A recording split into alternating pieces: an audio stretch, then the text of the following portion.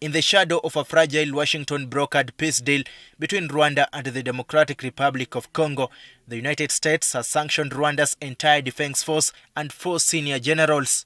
The affected generals are Mubarak Muganga, the Chief of Defense Staff, Vincent Nyakarundi, the Army Chief of Staff, Ruki Karusisi, the commander of the RDF's 5th Infantry Division, and Special Operations Force Commander Stanislas Gashugi. US accuses the 4 generals and Rwanda Defence Force of actively supporting, training and fighting alongside the March 23 movement, M23, a militia outfit that has been operating in eastern DRC for decades.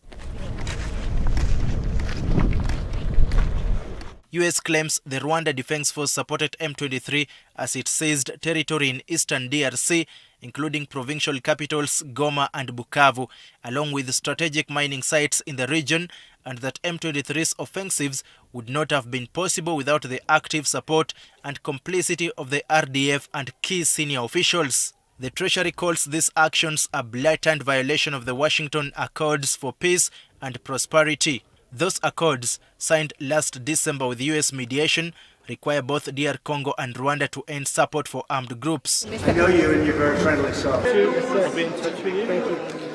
The RDF is also accused of reportedly introducing advanced military equipment to the battlefield in eastern DRC, including GPS jamming systems, air defense equipment and drones, as well as providing training to M23 fighters at RDF military centers and supporting its recruitment efforts.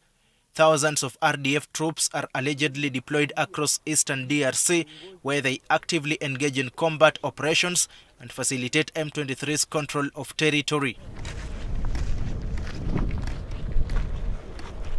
But Rwanda has rejected the US sanctions on its defense force. The government spokesperson's office, in a statement, noted the sanctions unjustly target only one side in the peace process. It adds the sanctions misrepresent the facts and distort the reality of the conflict in Eastern Democratic Republic of Congo. The sanctions bear significant implications on Rwanda's army because they freeze any US assets and block transactions with the RDF and the sanctioned generals. Rwanda insists that it remains fully committed to disengaging its forces, but only in tandem with the DRC fulfilling its own obligations under the Washington Accords. The sanctions come days after the death of Willy Ngoma, who was a senior officer within the M23 ranks. In the meantime, the fighting in eastern DRC continues. And the M23 rebel group has declared its forces are fully mobilized and ready to defend and protect civilian populations in eastern DRC with determination and discipline against what they call a criminal coalition imposing war and terror through drone attacks and violations of ceasefires.